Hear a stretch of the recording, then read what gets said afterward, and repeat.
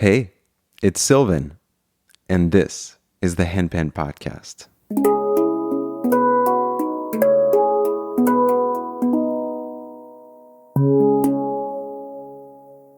I have to start this episode with a short anecdote. A few months ago, I threw my back, so I found a chiropractor online to see if that would help. I walk in the door, the usual chit-chat, and the chiropractor asks what I do for work. So I start describing handpans, and she stops me and says, "Is it like the hung?" I'm like, "Wait, how do you..."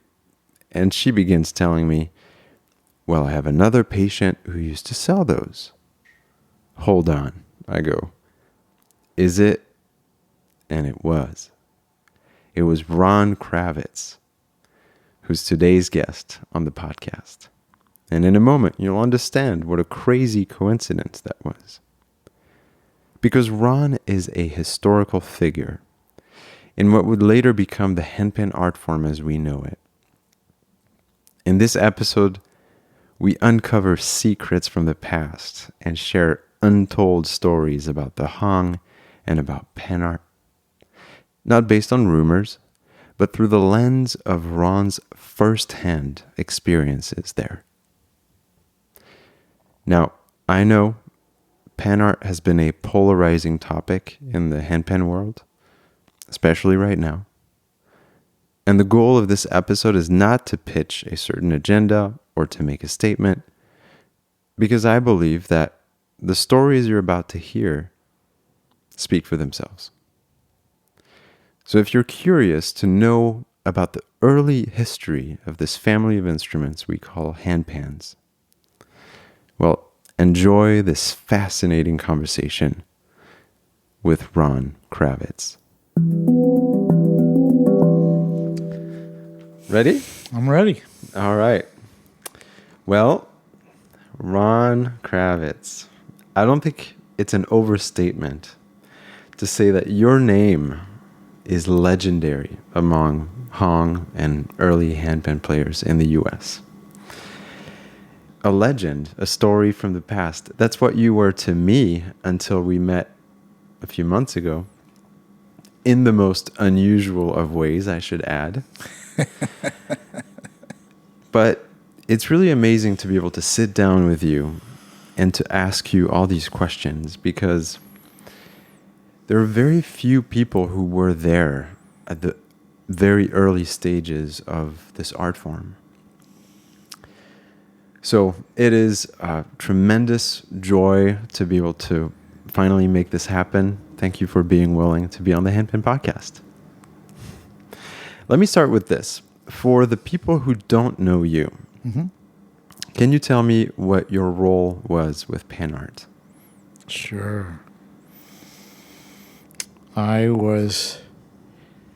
became PANArt's sole U.S. representative for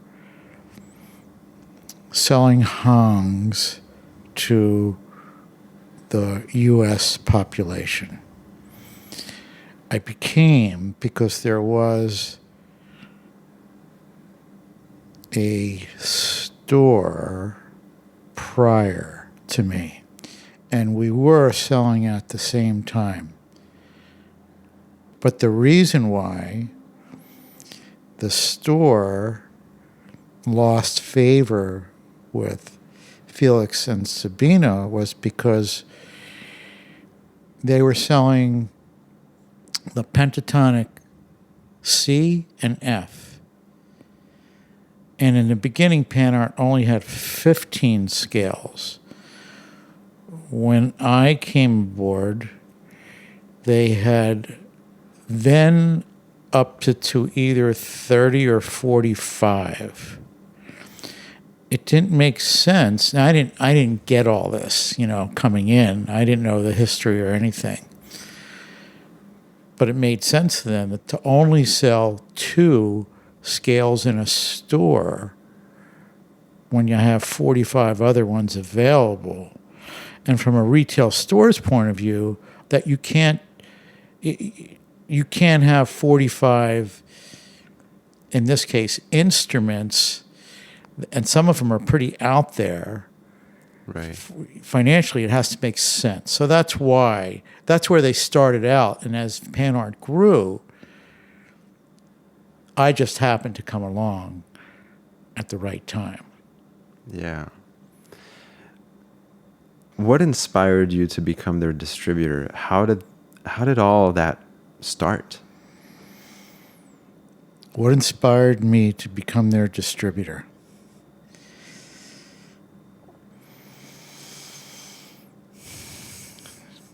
In essence,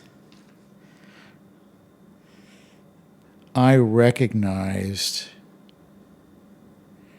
the instrumental tonal gold mine that this instrument was, just in how it was affecting me. And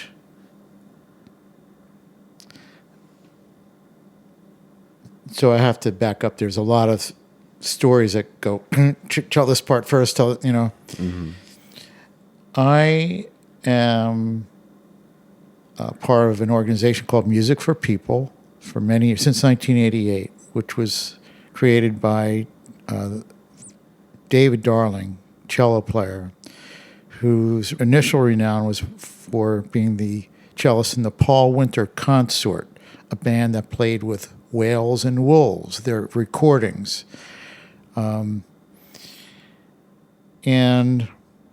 Music for People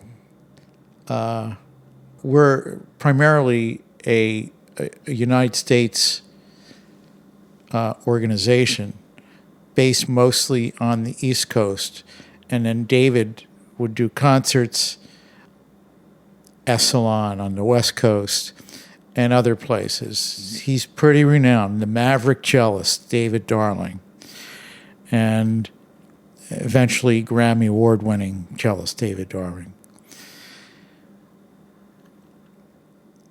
We had a workshop in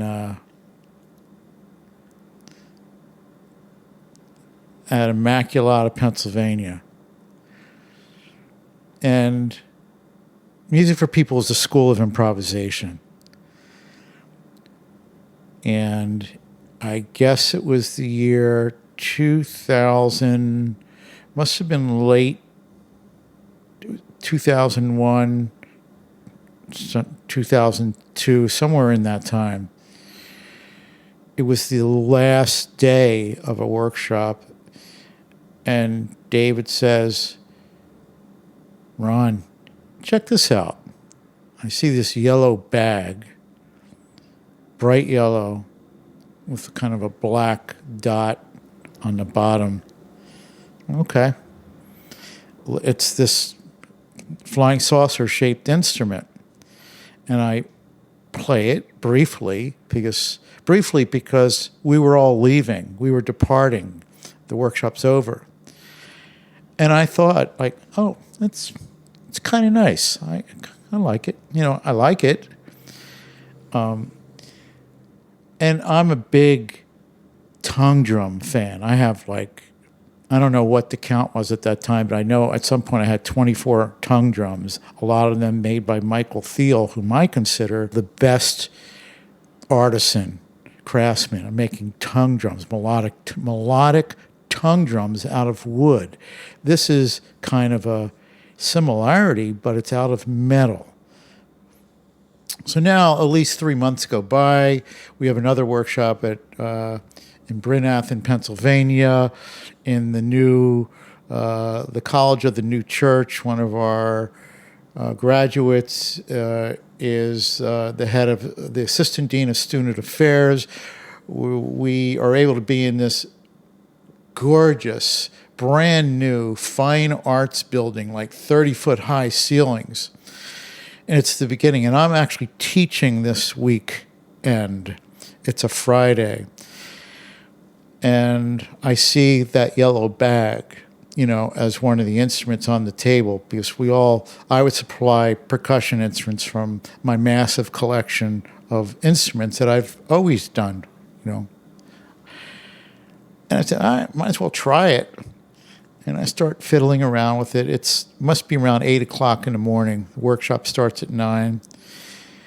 I'm intrigued. And I'm not quite getting the sound, not quite getting, but I'm in it.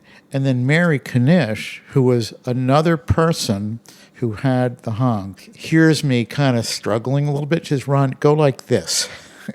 And I go like that, go, oh. Now, I don't want to do anything. I don't want to teach this weekend. I just want to play this thing. Ron, you have to. I said, really? Do I have to?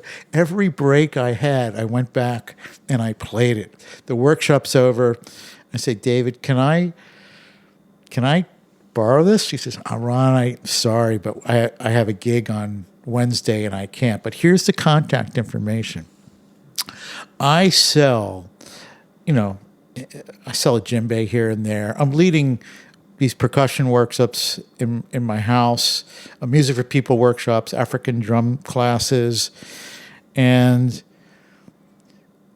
I come from a greeting card and family gift shop background. So retail sales is in my life.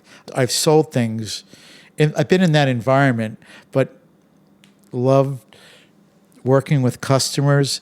But I never liked anything I was selling in that conventional world. I've always considered myself non-conventional, not so conservative in ways. But when I played the hung, I recognized I was lit up so much. So I send an email to this guy by the name of Felix Rohner on Monday. The workshop's over on Sunday. And I say something like, I would love to purchase one of your instruments. David Darling and Mary Kanish from Music for People introduced it to me, and I love the sound of it.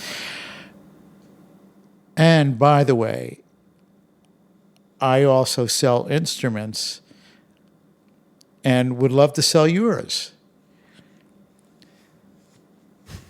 Tuesday, I believe it is, I get a email response back, says we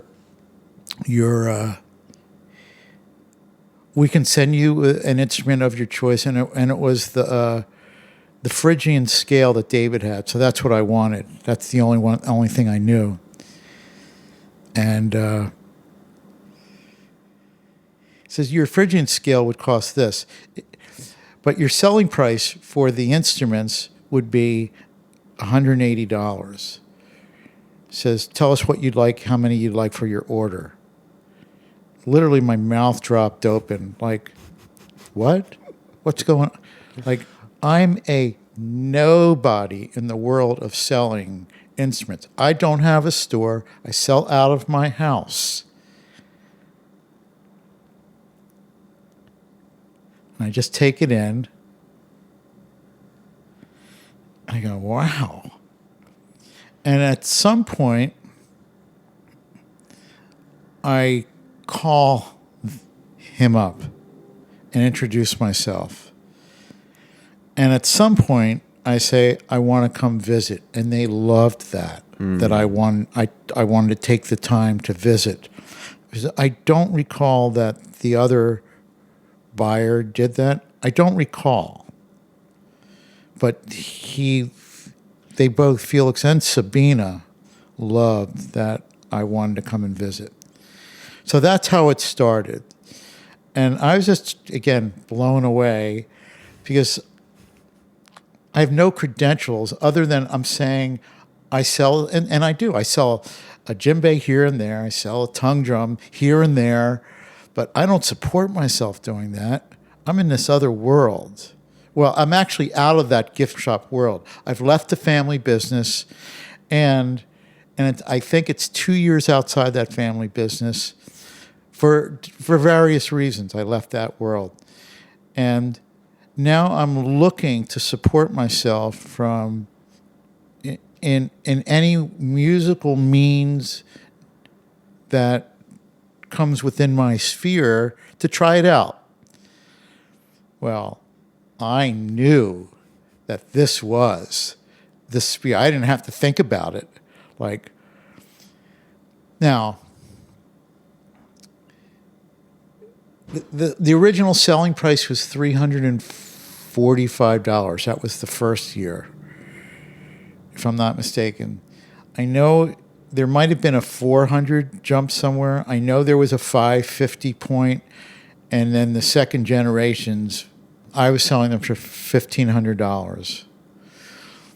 And I remember my first order was, there was 12 instruments. One guy got 3. And I just went down my list of percussion friends because I'm a percussionist and a vocalist. That's how musically how I identify. And I told my friends, check this out, look at whatever resources there were, and I said, yeah, I'm down for this. So that's how it started. And at some point in that period, I bought my ticket. And I remember flying into Geneva, which is not Bern, and it's not the other closest airport. I forget where it would come in. But I flew into Geneva because that's what was available at that time for me to get in during this time period. I've never been to Europe before. And Felix met me at the airport, and we took a train together to Bern. And then I kind of recollect maybe we drove in his car. And it was a very warm and cozy, very friendly. And the Hung House is located on the river at that time. I forget which is the Hung House and the Hung Bao House. There's the two. Across the street is one or the other. And but it wasn't, the other one wasn't there yet. So those were the roots of the beginnings of how it all happened, and then there's an evolution of stories. I felt in some ways, I felt very comfortable, privileged. And part of my payment, like I wasn't paid directly with money. I would get paid in hungs. Like I think there was a certain amount, I forget how the equation worked, but I know that maybe there was a certain amount that were free to me, and then the other amount I would have to purchase. And whatever I sold, that was my income.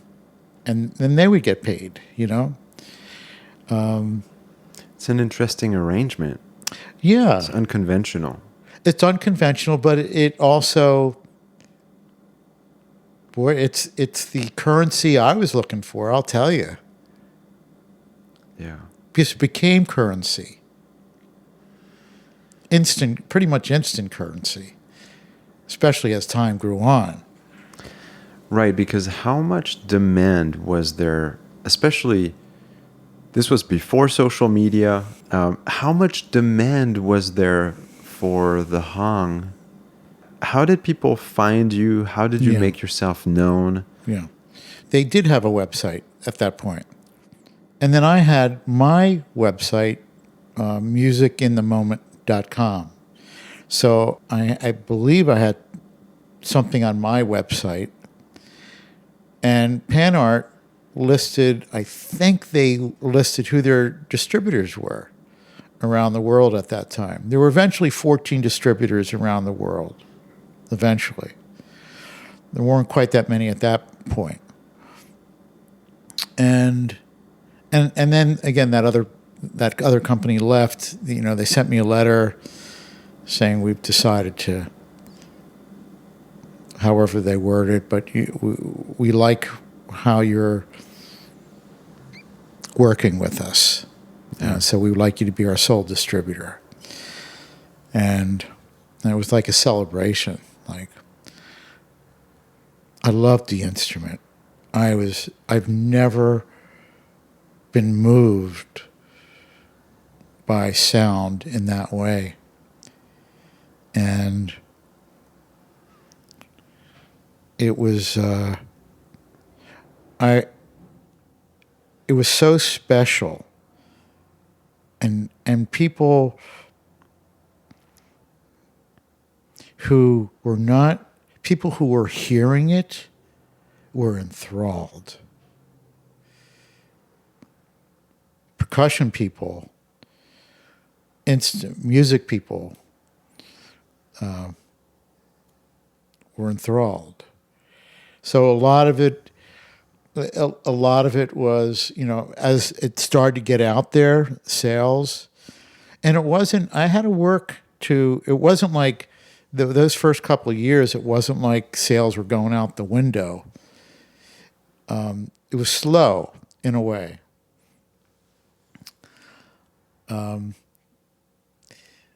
I was selling a musical instrument, and they also called it a work of art. They also called it a sound sculpture. But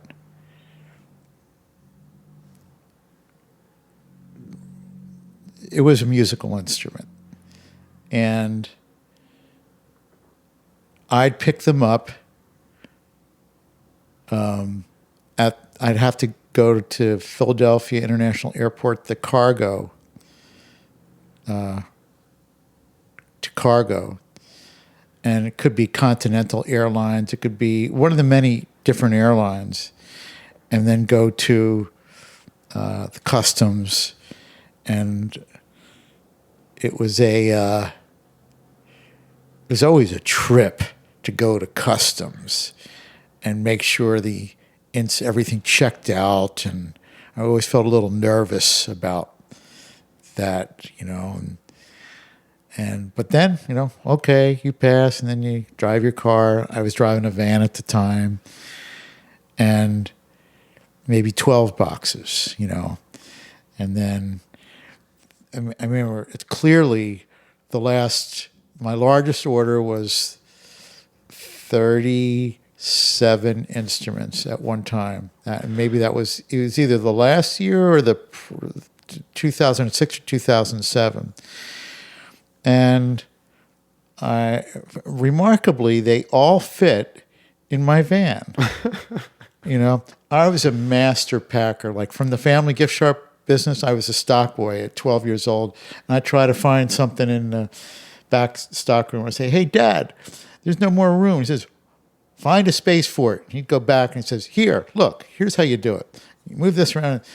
It was like a giant puzzle with space. I always loved, like, finding space for things. So I knew how to find. So here, even if I had to put something on top of the roof, but I don't think I had to do that with this. But somehow it all worked. And I'd get home, and I have a house. Through that family business, I made some bucks where I was able to buy a house, and a very unorthodox house. And it's another story about my house. So, but in the basement are these 37 boxes of hongs.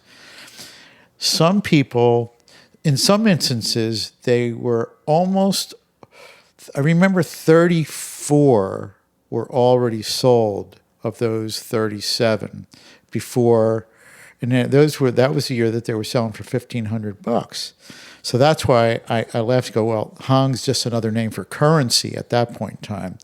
So the year I left the business, I was making on my tax form, it showed I made like $58,000. It's the most I ever made in my life.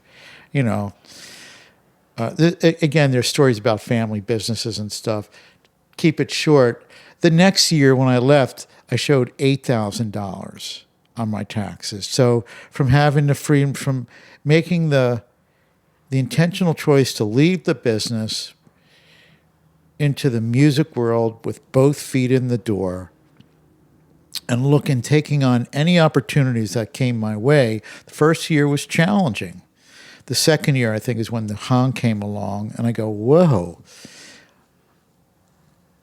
I'm going to sell this baby. And I'm not going to have a problem doing it.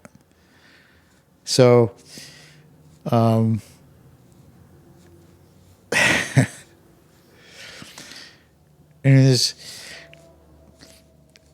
I'll switch over to a story. It's part of the Dante Bucci story. Dante, as a lot of people in the hang world remember, was a remarkable, young, gifted person, and who passed tragically. But before all that happened, Dante did not make the list on that last time around,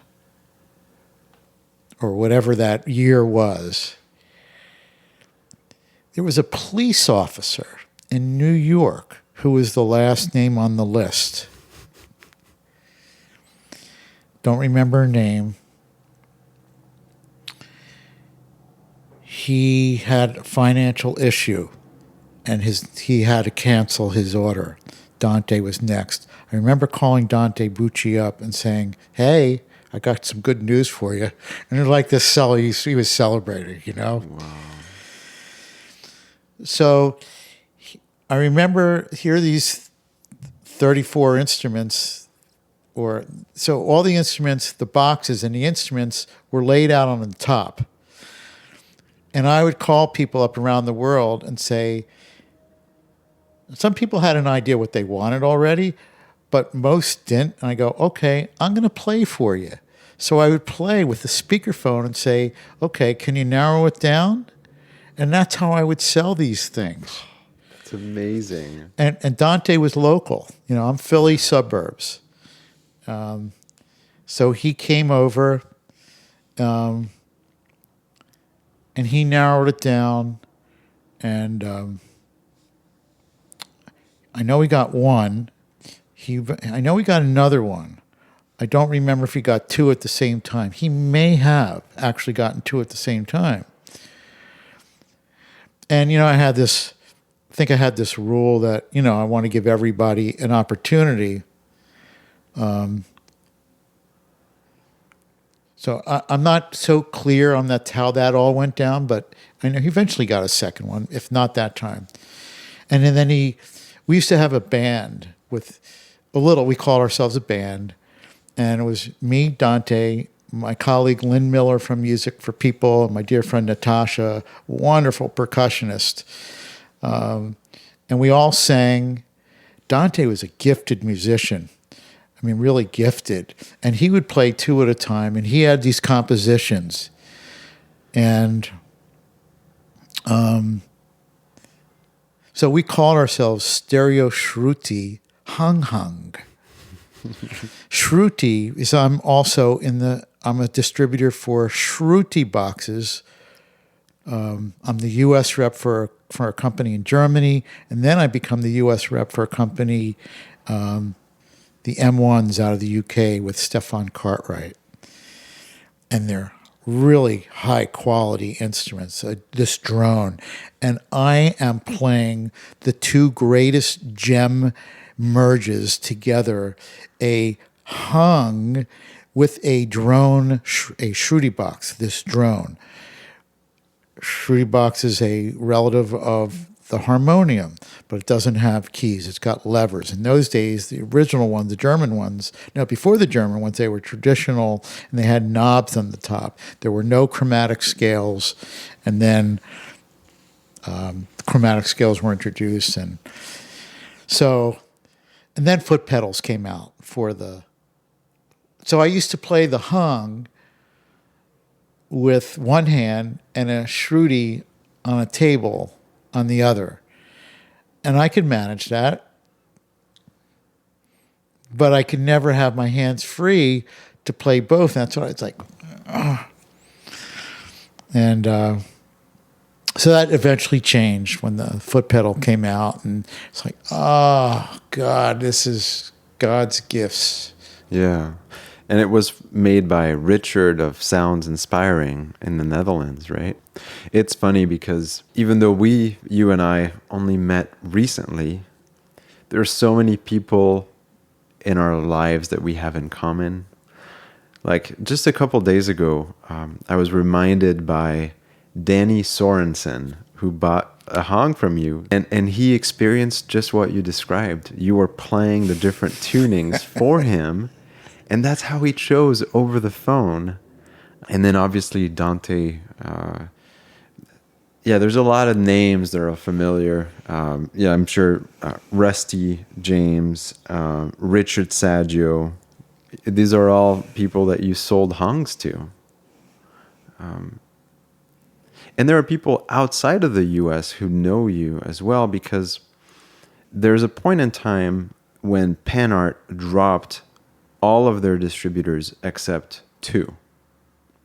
Well, they dropped them all. And then they brought me and David Cates from Canada back because they had just developed the second generation. And they had this idea of how they wanted to offer that. What did the evolution of the hung look like? Did the culture or the philosophy change? Did you feel some of that moving in a specific direction? Not necessarily, but there is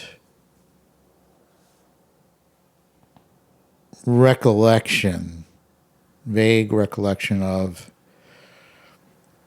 we know we can make a better instrument.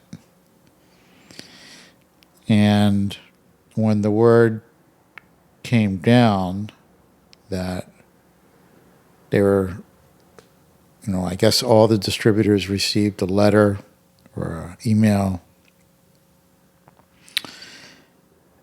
and they said, we want to develop, we know we can develop this.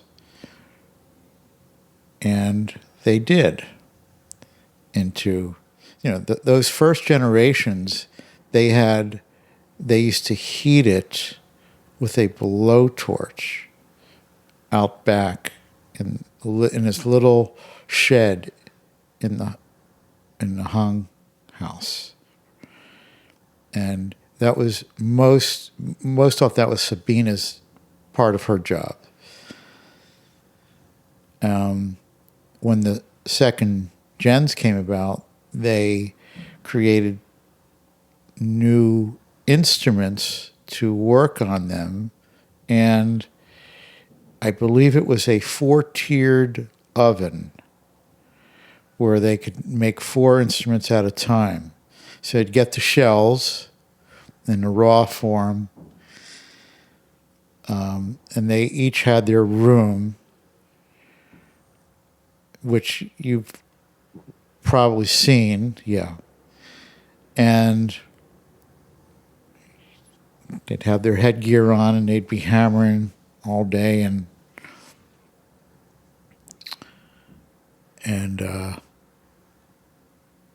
memories of, I have a video that on an high 8 video that they said, you're welcome to video us tuning. So I haven't looked at it in years. I mean, in many, many years, but it's still around.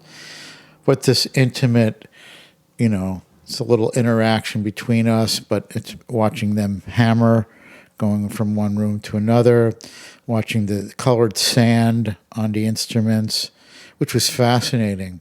It was way over my head. Like, I'm a player, but I'm not a scientist. I'm not a physicist. And I remember Felix would talk to me, and a lot, I just would shake my head. I couldn't understand, like, where he would just go off in, well, I would call it the hongosphere in conversation. David had a better, because David really was a musician's musician. And I never learned that stuff, you know, any theory. I was a field player. And that's why I love the hung. As a field player, I feel it. I looked at the notes and I didn't know what combinations went with other combinations. And always a treat, like, to sell the instrument. I was finally supporting myself, which is not an easy thing to do when you're on your own and a musician. And I have skills, but I'm not an elite musician where I can go out to the clubs, and I didn't like that life. The time that I did that in my life, didn't like those late hours anyway. So now I could kind of have my cake and eat it too, from the joy that people would get from receiving this. Absolute pleasure, and making connections with people. Danny Sorensen, I remember back in those early days when, after the Hong thing was over, he would contact me to be part of, these early Hong gatherings, and I could never do it because I was involved in other things. The timing was always off, but I always appreciate that I would be one of the first people he'd ask. Dante was able to get to a lot of those things, and his name is now out there. I drift from story to story because I have these recollections about, from here. Oh, yeah, that,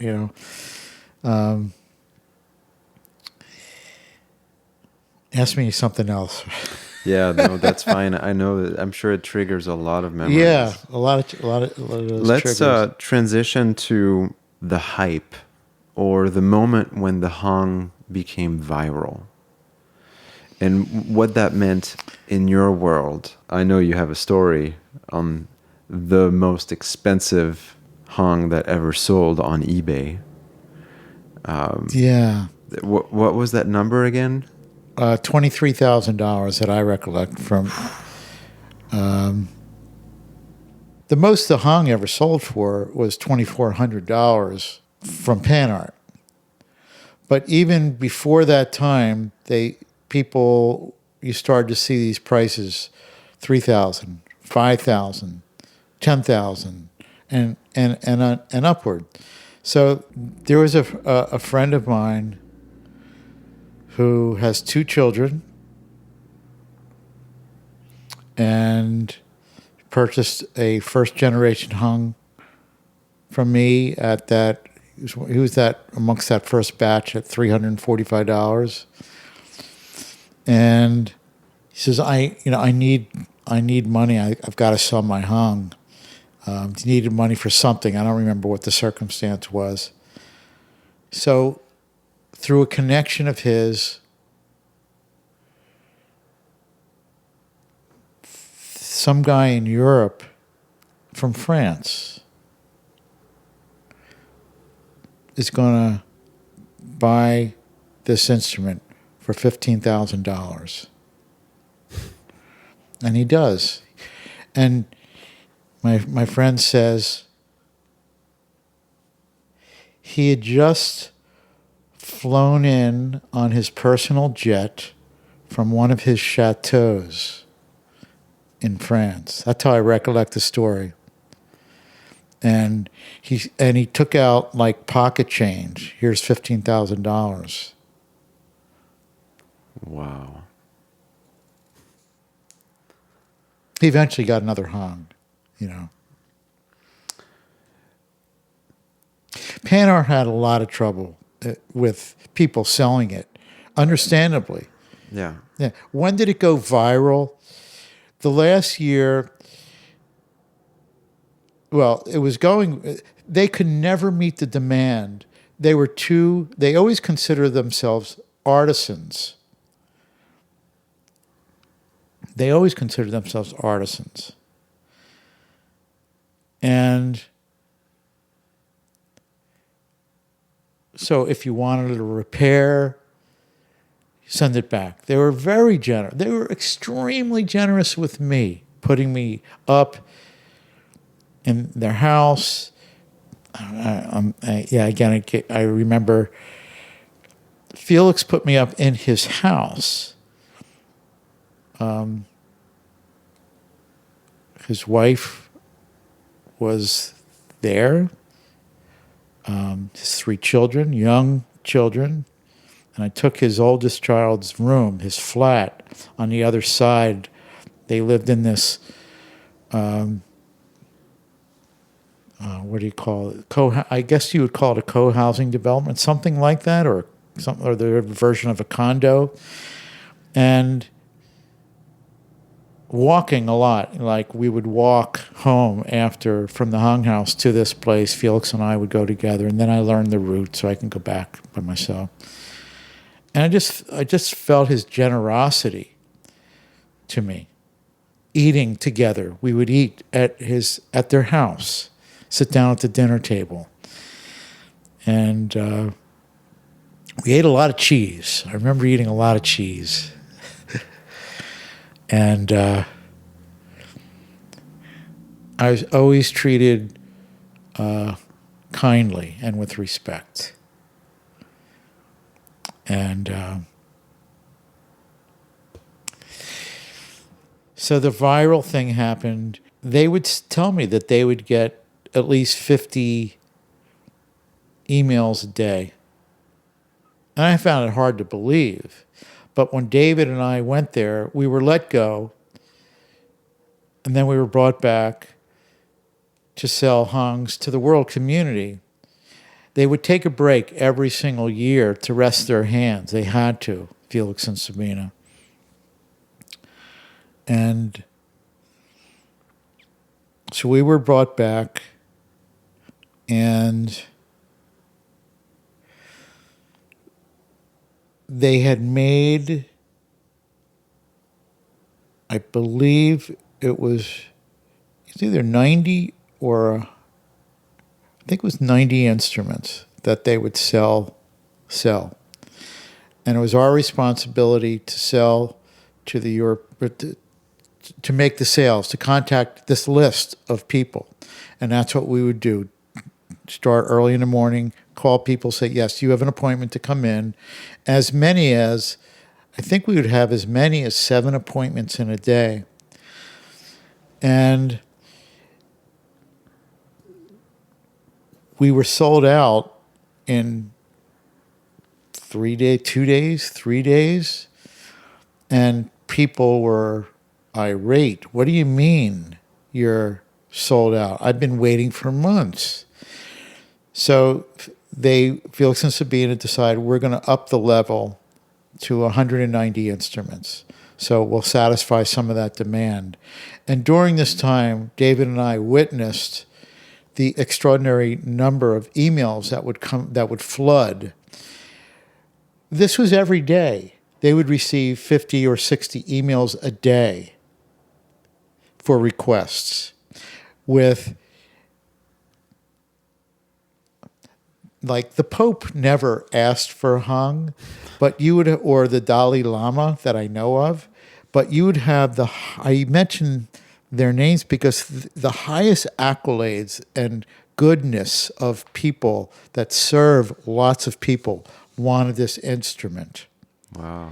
Very high people. And all kinds of levels of people. Right. But they couldn't meet the demand. And it was not something that you could, like, make copies of, mass produce. You just can't do it. They could only do so much. People were angry. I remember people were angry and thought that they were trying to hoard it. And it wasn't that, from my point of view, it wasn't the case. It's just that they can only do so many. And why don't you hire people to do it? There were 2 or 3 stories that Felix had told me that they had brought back some of the people from the earlier days when they were making their pong material, their steel pan drums. And it just didn't work out. Those people never hung in there long enough. And maybe someone else would try it. But the conversation became more like, if we start teaching, then we don't have time to make instruments, and then people are angry with us for not making instruments. So it was like, you can't win in this situation.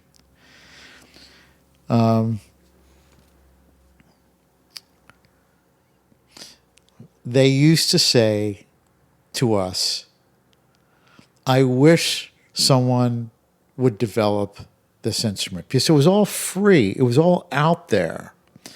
The documents on how to make a hung from early on, and I think it was the Frankfurt Music Festival where they showed it. He had conversations with Ellie Monet from West Virginia early on, and Ellie was impressed.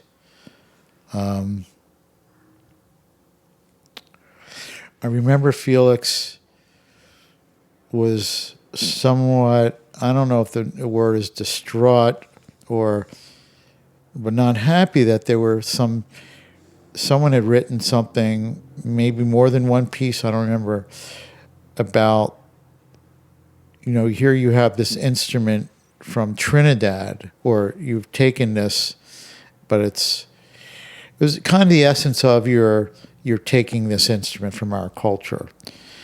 And Felix didn't think he was doing that. They thought they were just adding to something, creativity, possibility, which that's how I saw it. But there were some people in Trinidad that didn't feel that way. Were not happy about the creation of this instrument. So just for what it's worth. So now, when the first handpan makers emerged, Pantheon Steel, PANArt, Space Drum, Kaisa, how did Felix and Sabina respond back then, which is, 13 years ago?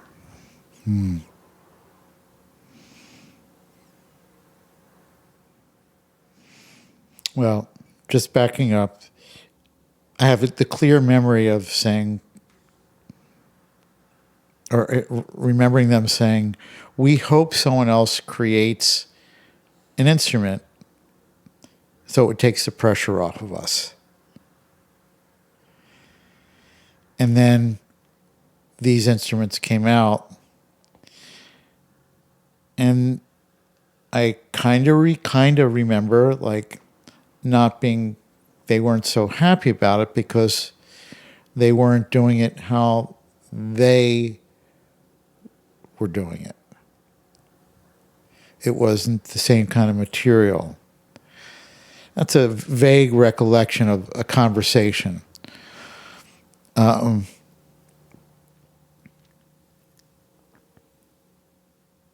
Which was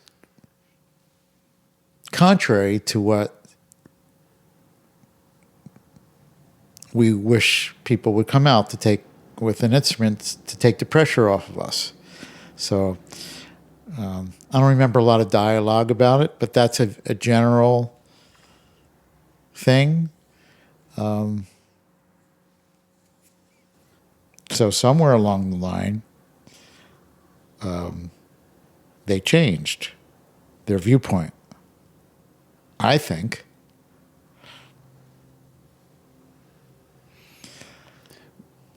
Do you have any theory as to why?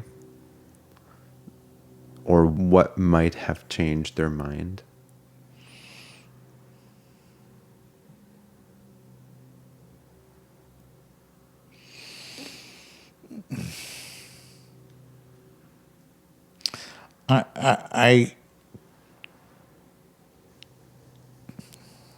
I don't know. I don't know. I was out of the business per se, and when I was in the business, there was always a pretty big backdrop of a soap opera behind the scenes, especially for people who could not get their hands and people were angry with them.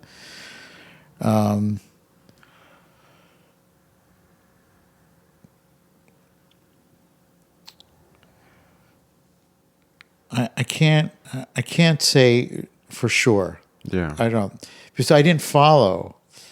I was only interested in the instrument, playing, selling when I did. I didn't care about these stories. It's like, I don't care about that stuff. Sorry, but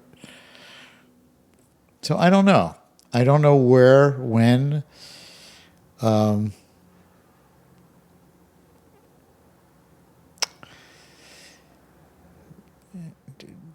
And maybe you'll have a conversation with David at some point. He recollects a lot of different things that are from those times. Because he was there. He was there. David's an interpreter. He's an author. He's a musician.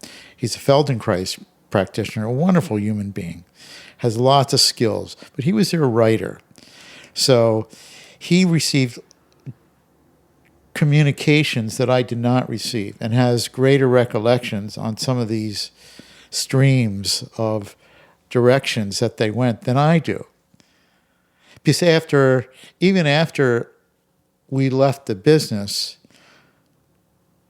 we left at the same time. I don't know if he was still used in that capacity or not. I'm not sure. Yeah. I have a number of friends who got their hang through David, the Canadian distributor, and you were kind to introduce us, and so I'd love to meet him or talk to him and hear his stories as well. So the first night of that iconic last year, that David and I were brought in to sell hungs to the community, where people came over from all over the place. I got there, I think, I got there day before David, and I'm in my room, and the room, so there's a bedroom and all the what you need for a room, but in the other room is where all the hungs are, and I'm kind of wired from my trip, and I think I'm going to check out the hungs. Yeah, no kidding. And I'm really tired. But I know how to lie to myself pretty well about some things, fool myself. I'll just try a few of them. And now I've opened myself up because I know what I'm looking for, and I can't tell you what I'm looking for, but I know what I'm looking for when I hear it. Yeah. And I found something, and maybe I found even something else. And I went through, I guess it was either the 90 or 120 hungs that were made at that time, that evening, and I was up till like 2 a.m. in the morning. And I found the one. It was this D minor hung. The other one the one or two that I put aside were similar to one I had the prior year, with 8 notes in the tone circle. Or it was 7 notes in the tone circle. This one had 8. So it is exquisite. I've played it. Yeah. I can confirm. Yeah. So I'm technically, these instruments, I'm going to have I'll get my instrument at the end, So technically, these are for people to pick Well, in this moment, I am choosing to be greedy. I said, you know what? I owe it to myself, and I have the advantage right here. So I hide it in the closet, the clothing closet, because I don't want anyone else, you know. And there's only one. So the next day, there's a local that friend that Felix and Sabina actually would give would sell him so he could sell them. And I remember it was kind of a complex relationship. And, but nonetheless, he had come, his appointment was one of the first ones, if not the first one. And the next morning, and they went through, his friend and wife went through all the instruments, and they found the wife found one, the friend found one, but this guy couldn't find his. That he had scoped, because Felix had let him come up earlier just to check things out. So he had he couldn't put it aside, but he knew which one it was. He knew, I don't know if he actually knew the number. He may have known the number. And he says, after spending quite some time looking at, he says, you know, I'm looking, he says, oh, I'm so sorry. I sold that one. And then he left, and so here's this other one that was close, and that's what he went with. Now it's a couple of, some period of time a little later, and now I'm playing it when I can, but I would always put it back into bed in the closet. And one day I left it out on the bed, and here's a local friend who is actually an artist that would perform, and he had a performance coming up in front of 3,000 people. He was a vocalist and a percussionist, renowned, and I don't remember his name. And he goes through all these instruments, and he finds one he really likes, and he's almost leaving, and he sees on the bed, oh, what's that one? And inside I go, uh-oh, I didn't put this one away. I forgot to put it back. And the uh-oh is because I know what the best hung in the house is. And he plays it, goes, oh my God, that's the one.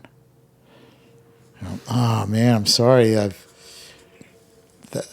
already acquired that one. That's so that leads to, I speak to Sabina and Felix, and this is after all these people are angry that, what, you've sold out?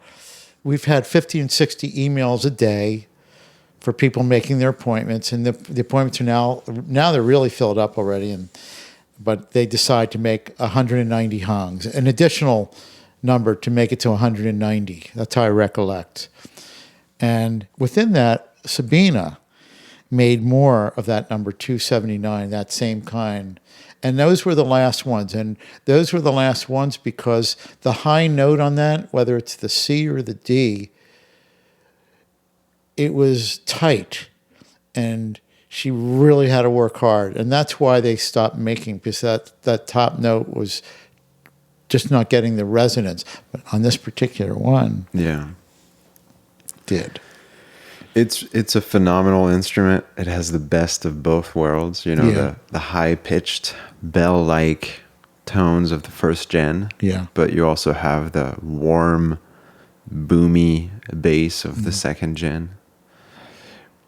I appreciate you sharing that story. It's charming. Thanks for your honesty. And it's a very good hung. I'm thrilled to have had a chance to play it. Yeah. David and I used to sit. We had two Last Suppers. And one, we'd be laughing, and we'd make, Felix and Sabina, they then generously say, go to our organic food store, here's our credit card, and get whatever food you need, and you make your food, you know? And that was part of our payment. That was part of taking care of us. And we would do that. And that last dinner, we had some kind of an amazing pasta dish, and we would just start cracking up out of nowhere because we realized we had the best job in the world in our lives.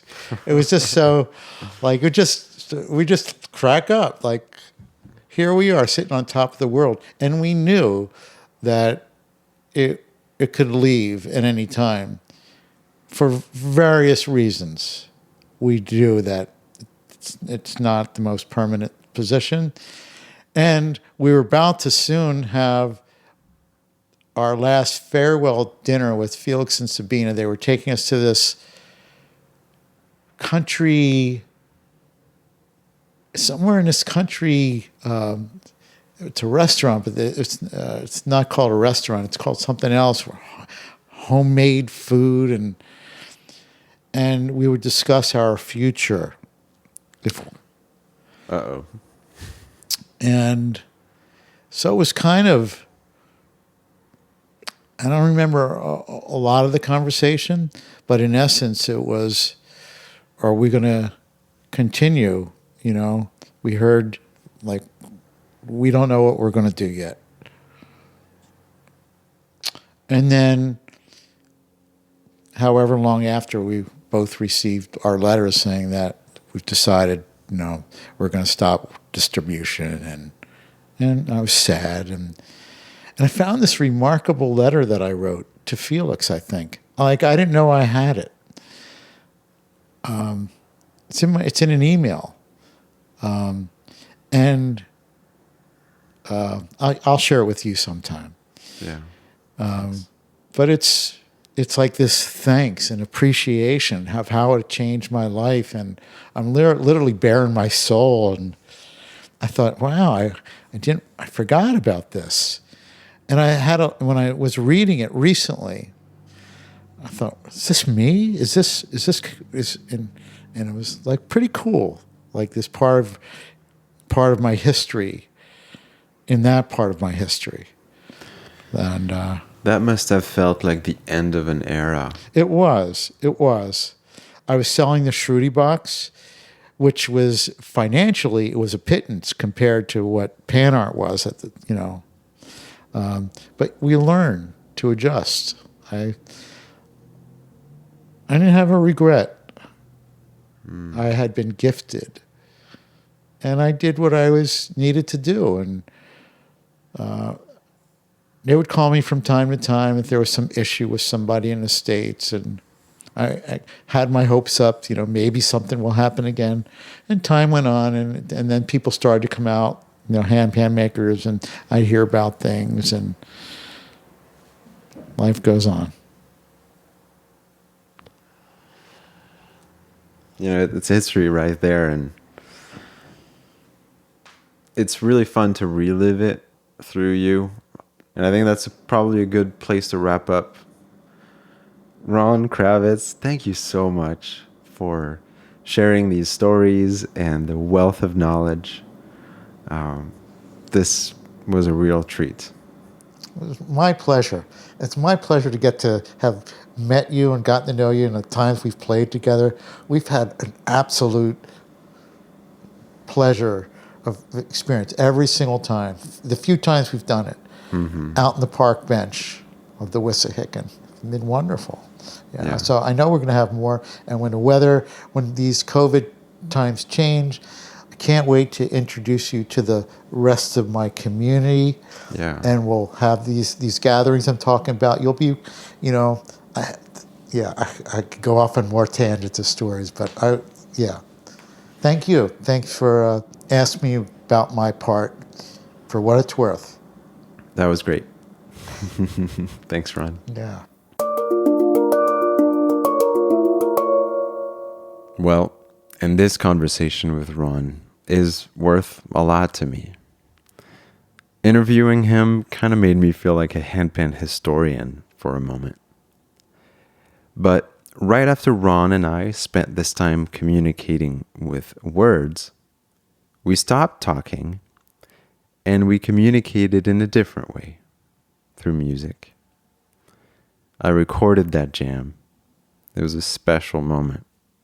And you can watch it in the show notes of this episode if you'd like, at thehandpanpodcast.com.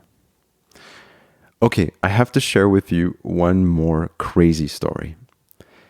It happened the day after Ron and I recorded this conversation. A woman who lives about 10 minutes from here posed a question on Facebook. You see, her aging aunt could no longer live by herself and had been moved to a nursing home permanently. And the woman was sorting through her aunt's old things. Among everyday items, she found this strange green bag. At first, she thought it was some kind of exercise ball. She Googled the word PANArt embroidered on the bag, which led her to a Facebook group about handpans, where she asked what it was. And so, she found out she was actually in possession of a rare first-gen Hong. I got to visit her the next day, and with Ron's help, I retraced her aunt's purchase from 2005. Her aunt had bought it from, you guessed it, Ron Kravitz, and for $500. Well, long story short, I was able to acquire it from her, and after I've had it retuned sometime in the near future, I promised to go back there and to play it for her family. Which kind of makes me wonder who else has a rare Hong sitting in their closet, right? Anyways, that's it for this episode of the Handpan Podcast. Thank you for listening, and I'll talk to you in the next one.